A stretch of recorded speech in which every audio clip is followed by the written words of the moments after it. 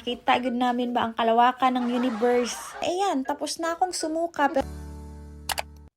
At dahil tapos na nga ang aming transaction mga kamoma, kami uuwi na ng probinsya. Pero ayaw mo kabalaka diri sa building na ko no, kay naagad tag-maintain aning dapita. Mama ni kanindot among balay diri sa Maynila mga kamoma. O kita nyo yan, naapay fire extinguisher.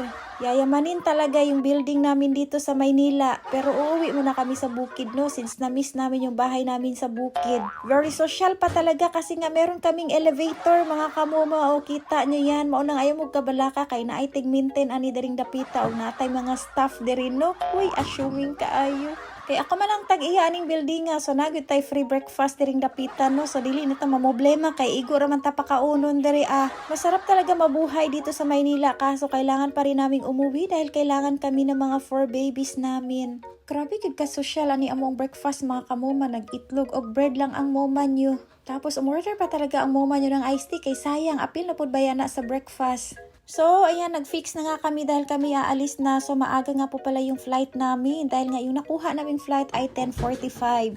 So, gusto sana namin hapon kaso very expensive man good. So, dili na jud makaya. Then, kapag medyo madamot kayo na katulad ko, merong libre na tubig daring dapitan, no? Kuha lang kayo, then magdala lang kayo syempre ng tumbler. Kay dili man na i-produce ang inyong tumbler, kamo may magdala-dala, ana. Duta, gud ay dari sa Manila, no? Kay feeling VIP, gud ka ita daring dapitan, mga kamoma. Kay igor ta parahan, o ganing kotse, sakay dayon.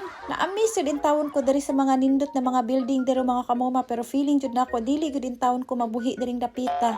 At dahil nag-separate booking nga kami ng anak ko mga kamoma, so ang anak ko, hindi pa siya talaga pwede mag-online check-in kaya kailangan dito na siya sa airport mag-check-in. Nag-book kasi ako ng ticket ko na merong luggage mga kamoma para free yung seat ko. Tapos yung sa anak ko, binilihan ko lang siya ng seat para naman magkatabi kami. Every time na bumibili ako ng ticket sa aeroplano mga kamoma, bumibili talaga ako ng seat. Ay dili jud ko gusto ba nga naa jud ko dito sa pinakatumoy. Gusto na ako sa tunga or malapit lang talaga ako sa exit area. Para madali lang talaga ako makababa. Pero in fairness, dagaton man gud kay ko na ko'y vertigo. Hindi ko alam kahit ilang beses na ako nakasakay ng eroplano. Ganun at ganun pa rin yung nangyayari sa akin. Walang pinagbago. Kaya kayo dyan ha, kapag katapad ko ninyo sa may eroplano na, alam nyo na. Plus, nagsige pa miglingkod-lingkod mga kamoma. Sus na lang, abi na kong to be announced. Kay nalibat naman di ay ko. Kay proceed to gate naman di ay mi. Mo ni nagdagan-dagan mi. Oy, buti na lang nga nakahabol kami. Kasi kung hindi, basi na ami sa pakpak sa eroplano ron. Diyos meyo, kaya kailangan din talaga natin maging alerto no. Mahirap na talaga maiwanan ng eroplano. Diyos ko, kamahal kaya ng ticket on the spot pag magbili ka. So yes, and ito nga napili namin sa may tabi ng bintana mga kamoma. Kay para makita gud namin ba ang kalawakan ng universe.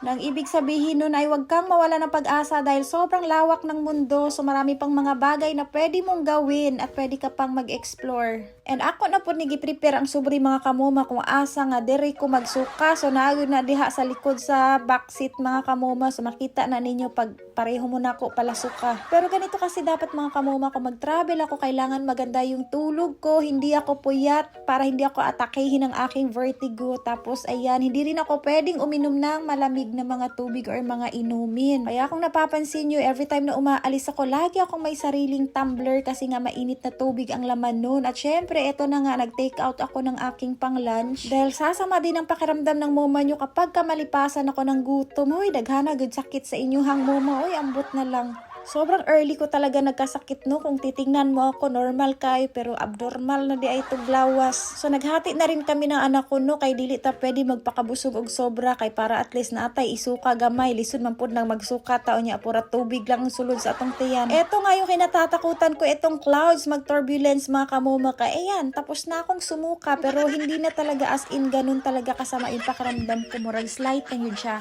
Kasi nga kasalanan ko din naman mga kamoma dahil uminom ako ng iced tea. Pero dapat talaga no, itong katigasan ng ulo ko medyo bawas-bawasan ko lalo na kapag ka nagbabiyahe ako. Kunya kayo saon man kay ginasayangan man ako ang pambayad sa iced tea pero wala ko nag-isip nga magsuka-suka na pud ko. At buti na nga lang sinama ni apa si Bunso. So ayan, ang pasalubong na ako kay Bunso ang sukahan ni Moma. Pero ayan, malinis yan ha, yung gisukahan ko ako naman to gilabay. Kaya nagdiretso na kami sa may balbakwahan mga kamoma. Promise, paborito jud ni nako ning awing na balbakwahan mga kamoma. After jud sa among biyahe, diri jud ko mo diretso kay para mag-init-init in taon akong tiyan. Ako talaga siguro yung tao na halos hindi mabubuhay sa pagkain sa Maynila. Oy, kasi hinahanap ko talaga yung pagkain sa probinsya. Kaya back to reality na naman ang moma nyo. Syempre, taga-alipin na naman tayo, taga-serbisyo na naman tayo ng mga anak nating pusa. Kaya sobrang namimiss ko na rin sila mga kamoma. Oh, mura na silang mga patay gutom. Oy. And that's it for today's video.